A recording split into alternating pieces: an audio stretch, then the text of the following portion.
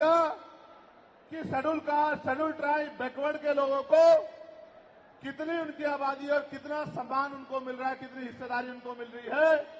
तो केंद्र सरकार जल्द से जल्द जातिगत जनगणना कराए। जब तक जातिगत जनगणना नहीं होगी तब तक सबसे पहले स्पष्ट ही नहीं होगा जो आज षड्यंत्र किया गया है और कुछ लोगों को जानबूझ के उनके मुंह से कहलवाया जा रहा है कि इस जाति का हिस्सा ये लोग खा रहे हैं, इस जाति का हिस्सा ये लोग खा रहे हैं, इस जाति का हिस्सा ये लोग खा रहे हैं। मैं चंद्रशेखर आजाद आपको वचन देके कहता हूं, अपने बहुजन समाज के सामने जातिवार जनगणना कराइए, उसके आंकड़े सार्वजनिक कराइए। अगर अंतिम पायदान पर रहने वाले जिनको डीएससी के भाई कहा गया है, जो हमारा परिवार है, अगर उनका 1% आरक्षण भी पॉइंट के बराबर भी कमजोर पड़ रहा होगा तो मैं वचन देता हूं कि इससे बड़ी रैली उनके समर्थन में हम लोग करेंगे।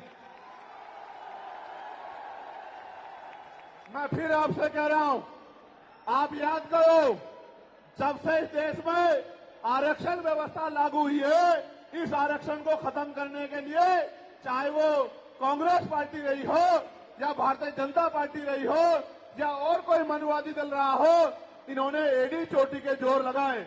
और आज जिन जातियों को गाली दी जा रही है, ये वही जातियां हैं जिन्होंने अपने बच्चे कुर्बान कर दिए लेकिन अपने अधिकारों की रक्षा की और आज भी इस देश में आरक्षण बचा हुआ है, नौकरियां बची हुई है, हिस्सेदारी बची हुई है, राजनीतिक व्यवस्था कायम है, लोकतांत्रिक व्यवस्था है। तो धन्यवाद करना चाहिए उन जातियों का जिन्होंने अपने प्राणों का बलिदान दे दिया, लाठी डंडे खाए, गोलियां खाई, लेकिन अपने अधिकारों को छीनने नहीं दिया। सब लोगों को उनका धन्यवाद करना चाहिए। लेकिन दुश्मन का ये षड्यंत्र है और दुश्मन बड़ा समझदार है। दुश्मन जानता है कि 2 अप्रैल 2018 के बाद में ये दलित समाज एकजुट हो गया था। जब दलित समाज एकजुट हुआ तो वो ये सोचने लगे कि इनकी एकता को कैसे तोड़ा जाए। आप और मैं जानते हैं, जब हम मुट्ठी बनकर रहेंगे तो कोई हमारे अधिकारों को नहीं छीन सकता, लेकिन जब जब हम बट जाएंगे, एक उदाहरण के तौर पे बताता हूं, अगर आप झाड़ू की सिक्कों को इकट्ठा कर दोगे, वो सिक्के जो हैं एकजुट हो जाएंगे, उनको बांध दिया जाएगा तो वो सारा कचरा साफ कर देंगे। लेकिन अगर वो जो सिक्के होते हैं, अगर आपने उनको अलग अलग कर दिया तो वो कचरा साफ नहीं कर पाएंगे, वो खुद कचरा बन जाएंगे, उनकी कोई हैसियत नहीं बनेगी। इसलिए हमारे महापुरुषों ने बहुजन समाज में भाईचारे की बात की। और आप महसूस करो, बाबा साहब अम्बेडकर ने क्या नारा दिया? शिक्षित बनो, संगठित रहो और संघर्ष करो। हमें शिक्षित भी बनना है, संगठित भी होना है और अपने विरोधियों, बैरियों के खिलाफ संघर्ष भी करना है, अपने अधिकारों के लिए संघर्ष भी करना है। मैं जब देश के बाहर गया तो मैंने देखा कि वो लोग तरक्की कर रहे हैं, उनकी जिंदगी खुशहाल है, उनकी जिंदगी अच्छी बन रही है। लेकिन उनकी जिंदगी तो अच्छी बन रही है, लेकिन 75 साल की आजादी के बाद आज भी भारत में 80% लोग ऐसे हैं जो रोटी, कपड़ा, मकान से वंचित है, जिनको इज्जत की जिंदगी नहीं मिल रही। तो मैं ये देख रहा था, मुझे बड़ी खुशी हो रही थी, लेकिन जब मैं भारत की तरफ देखता हूं तो बड़ी निराशा हाथ लगती है। फिर ये महसूस करता हूं कि आज जो कुछ हमारे पास है वो हमारे महान पुरुषों की संघर्ष की वजह से है। अगर हमारे महान पुरुष संघर्ष नहीं करते तो जो आज हमें मिला है ये भी हमें किसी कीमत पे नहीं मिलता। आप जानते हैं, हमेशा आरक्षण के खिलाफ चाहे सुप्रीम कोर्ट हो या मनुवादी दल हो, सब लोगों ने आरक्षण को समाप्त करवाने के लिए एडी चोटी के जोर लगा दिए। और इसका सबसे बड़ा हमला इस पे कब हुआ? जब 10% ईडब्ल्यूएस लागू हुआ। मुझे माफी चाहते हुए कहना है कि हमारे दलों ने भी हाथ उठा के, जो हमारे पूर्व के दल थे, उनका समर्थन किया, जबकि वो आरक्षण पे सबसे बड़ा हमला था। अगर उसी दिन हम लोगों ने सड़कों पर निकल के अपनी आवाज को उठाया होता तो किसी की मां ने दूध नहीं पिलाया होता कि वो दोबारा आरक्षण पे हमला करने के बारे में सोच लेता। ये भाजपा के लोग जो सत्ता में बैठे हैं, इन्होंने वोट तो आपसे हमसे ली धर्म के नाम पे, भाईचारे के नाम पे, लेकिन सत्ता में आके ये लोग अपने लोगों का काम करने लगे, अपने महापुरुषों की विचारधारा को आगे बढ़ाने लगे और हम लोग रोटी रोटी के लिए मोहताज लोग, जुल्म जाति के शिकार लोग परेशानी की जिंदगी जीने लगे।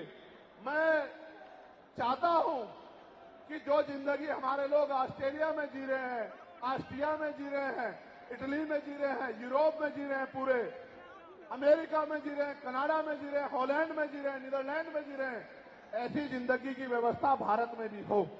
लेकिन ये तभी संभव है जब राजनीतिक शक्ति हमारे पास हो। अगर राजनीतिक शक्ति भाजपा और कांग्रेस के पास रहेगी तो हम लोग इज्जत की जिंदगी इस देश में नहीं जी सकते। इस बात को आप लोग मेरी ध्यान रखना।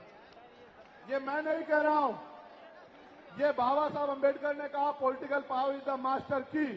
राजनीतिक सत्ता वो चाबी है जो आपकी सारी परेशानियों का हल कर देगी।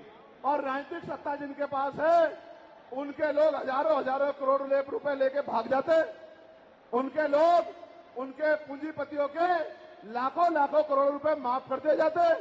लेकिन अगर आपका 10,000 रुपए का बिल भी बाकी हो तो 10,000 रुपए का बिल भी अगर आप नहीं दोगे तो मुकदमा लिख के आपको जेल भेजने का काम सरकार कर देगी और आपके घर की कुर्की भी करा देगी। आप किसानों का, मजदूरों का हाल देख लो, आप नौजवानों का हाल देख लो, इस देश में क्या है। तो हमारी सबसे बड़ी मांग ये है, आप समर्थन करके बताना कि आप इस पर सहमत हो या नहीं हो। बताओ, जातिवार जनगणना होनी चाहिए नहीं होनी चाहिए?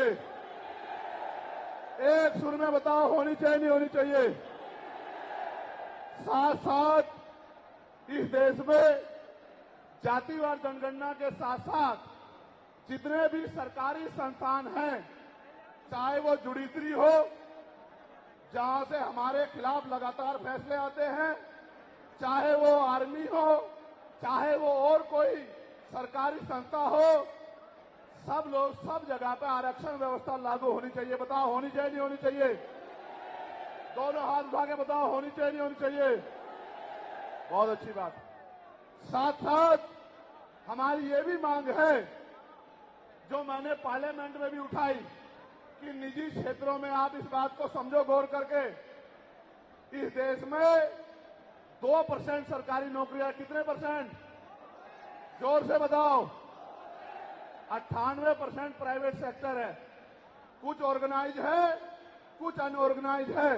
आप ये देखो, 2% में तो बंटवारा है, लेकिन 98% पे पुरानी सत्ता वाले लोग और आज की सत्ता वाले लोग सांप की तरह कुंडली मार के बैठे हैं।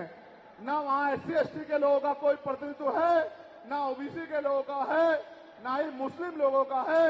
तो हमारी मांग ये भी है कि अब समय आ गया है कि निजी क्षेत्रों में भी आरक्षण की व्यवस्था होनी चाहिए। होनी चाहिए नहीं होनी चाहिए? बताओ, दोनों हाथ उठा के बताओ, जोर से बताओ, होनी चाहिए नहीं होनी चाहिए? Very good, very good. साथ साथ हमारी ये मांग है कि प्रमोशन में रिजर्वेशन भी इस देश में लागू होना चाहिए। शेड्यूल कास्ट, शेड्यूल ट्राइब और बैकवर्ड के लोगों के लिए प्रमोशन में रिजर्वेशन भी सरकारी संस्थानों में लागू होना चाहिए। लागू होना चाहिए, लागू होना चाहिए? बताओ, जोर से बताओ। हमारी ये भी मांग है कि मंडल कमीशन की बाकी सिफारिशें भी लागू होनी चाहिए, क्योंकि जब तक मंडल कमीशन की बाकी सिफारिशें लागू नहीं होगी तब तक पिछड़े वर्ग के लोगों को बराबर की हिस्सेदारी और सम्मान नहीं मिलेगा। हमारी ये भी मांग है, सरकार कह रही है कि क्रीमी लेयर लागू करना चाहिए और जज साहब भी कह रहे हैं क्रीमी लेयर लागू करना चाहिए। मैंने पार्लियामेंट में पूछा कि भारत में कितने शेड्यूल कास्ट के लोग, शेड्यूल ट्राइब के लोग अरबपति बन गए, इसका डाटा आपको सार्वजनिक करना चाहिए, आर्थिक आंकड़े सार्वजनिक करने चाहिए। तब हमें पता लगेगा कि क्रीमी लेयर की स्थिति में हम आए या नहीं आए। आपको शायद जानकारी नहीं है मैं आपको बताता हूं, आज भी बहुत सारे पदों को एनएफएस करके, नोट फाउंड सुटेबल करके हमारे योग्य लोगों को नौकरी से निकालने का काम ये सरकारें करती है, क्योंकि कलम की ताकत उनके हाथ में होती है। जिनकी राज सत्ता पे कब्जा होता है, हमारे लोगों का राज सत्ता पे कब्जा नहीं है, इसलिए सारी योजनाएं हमारे खिलाफ बनती हैं। हमारी ये भी मांग है, जिस पर मैं गौर कर रहा हूं, सरकार ने कहा, मैं आज इस पर भी बोलूंगा। आज अगर मैं इस पर नहीं बोलूंगा तो हमारे लोगों को पता ही नहीं लगेगा देश में क्या हो रहा है। सरकार ने कहा कि वर्गीकरण लागू होना चाहिए। मैंने आपको बताया कि बातें तो बहुत लोग करते हैं, लेकिन जब आरक्षण पे हमला होता है, जब और किसी तरीके से आरक्षण को खत्म किया जाता है, जब गांव-गांव जाके लोगों को समझाने का प्रयास किया जाता है, तब जिन जातियों को आज सरकार के इशारे पे गाली दी जा रही है, उनको ही उन्हीं की जिम्मेदारी मान के लोग घर में बैठ जाते हैं कि भाई यही आरक्षण की रक्षा करेंगे, यही अधिकारों की रक्षा करेंगे। लेकिन सच ये है, अगर सरकार की मंशा वर्गीकरण के जरिए वास्तविकता में निचले पायदान पे बैठे अंतिम व्यक्ति को ऊपर उठाने की होती, तो जिस तरह से 10% आर्थिक आधार पर आरक्षण की व्यवस्था की गई थी, 10% आरक्षण की व्यवस्था डीएससी के भाइयों के लिए, डीएससी परिवारों के लिए सरकार कर सकती थी। उनका कोई मतलब नहीं बैठता था कि इन्हीं में टुकड़ा डाल दे, क्योंकि सरकार जानती है इनमें बंटवारा हो जाएगा तो इनके खिलाफ आंदोलन आसान हो जाएगा, इनको पता भी नहीं चलेगा कब इनके अधिकार खत्म हो गए।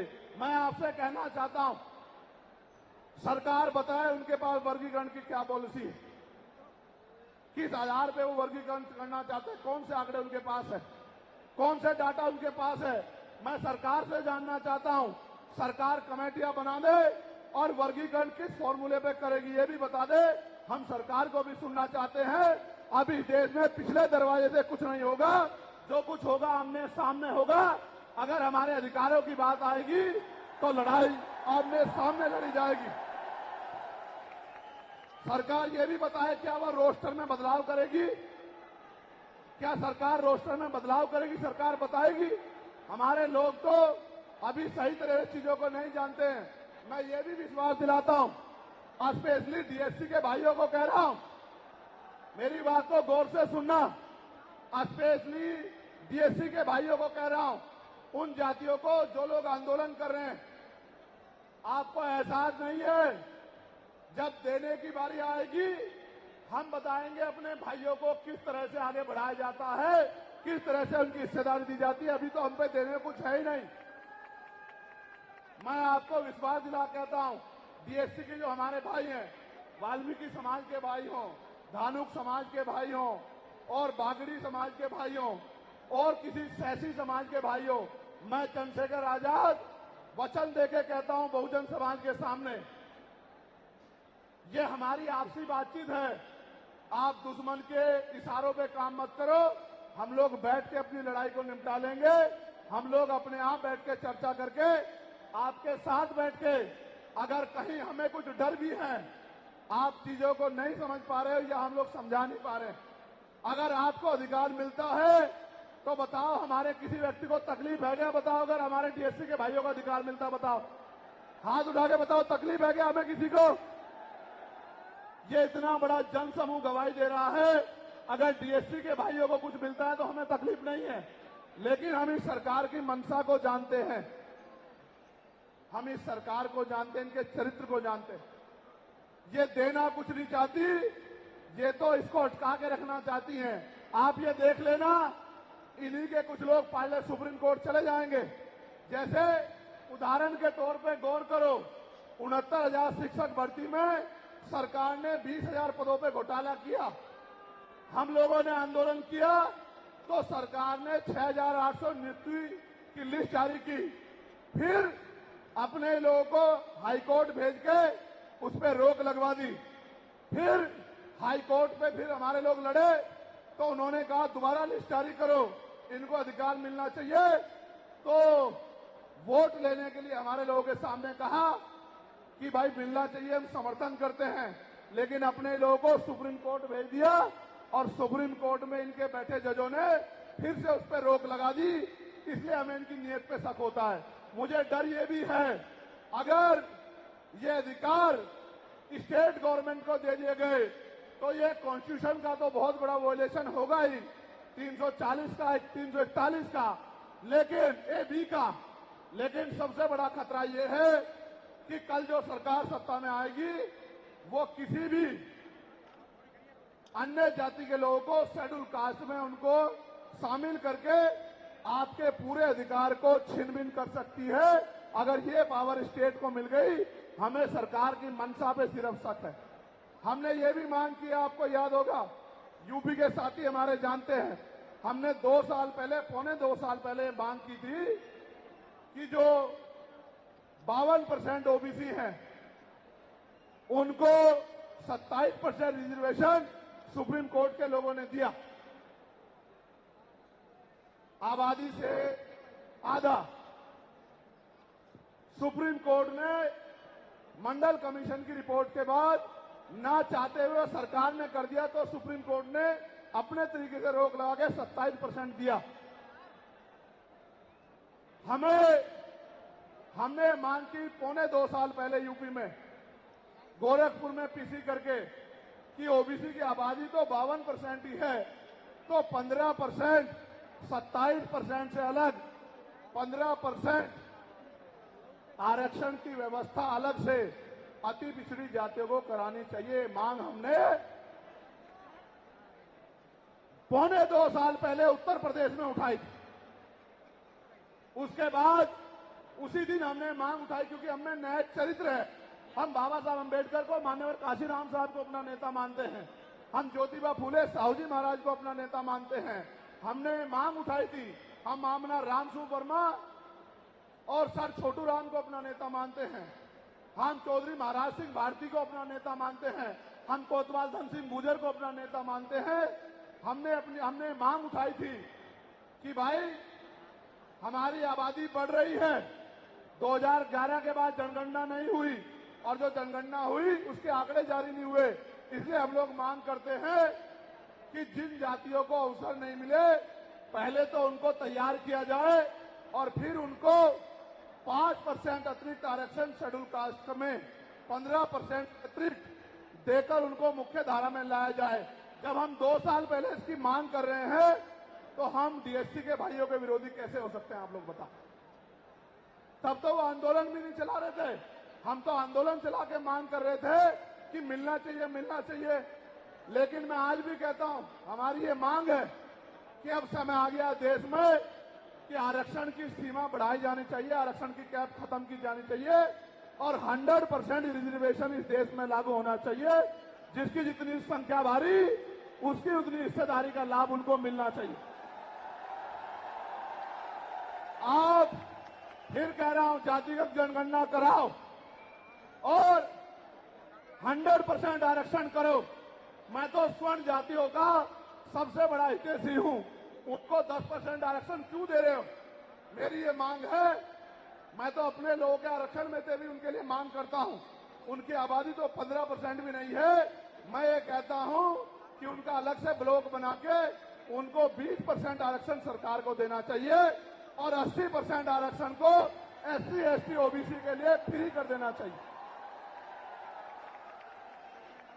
जबकि काशीराम साहब तो 85% की बात करते थे, लेकिन मैं समझता हूं कि उनमें भी लोग गरीब हैं, इसलिए मैं उनका 5% और बढ़ा रहा हूं। लेकिन पहले देश को ये तो बता दो, जातिगत जनगणना करा के, कि भाई अभी तक उनका प्रतिनिधित्व कितना है, अभी तक उनकी सरकारी नौकरियों में हिस्सेदारी कितनी है और कितनी कमी उनकी है जो आपने 10% उनको दे दिया। आज हम लोग एक और मांग भी उठाते हैं कि कास्ट का आरक्षण बढ़ा के उसकी संख्या के आधार पे 25% करना चाहिए। बताओ सहमत हो नहीं सहमत हो? जोर से हाथ उठा के, दोनों हाथ उठा के बताओ सहमत हो नहीं सहमत हो? तो ये हमारी वो मांगे हैं जिनके लिए आज हम लोग यहाँ इकट्ठा हुए हैं और हम इकट्ठा नहीं हुए। आज तो मजबूरी या अपने देश से प्यार था कि हमने अपने आंदोलन को बदलाव कर लिया। अगली बार अधिवेशन तो होगा इंदौर में, लेकिन जब तो इस बार एक और बड़ा आंदोलन रामलीला मैदान में, और रामलीला मैदान से अपनी ही पार्लियामेंट का घेराव करके अपनी मांगों को उठाने के लिए हम लोग करेंगे। बताओ मदद करोगे नहीं करोगे?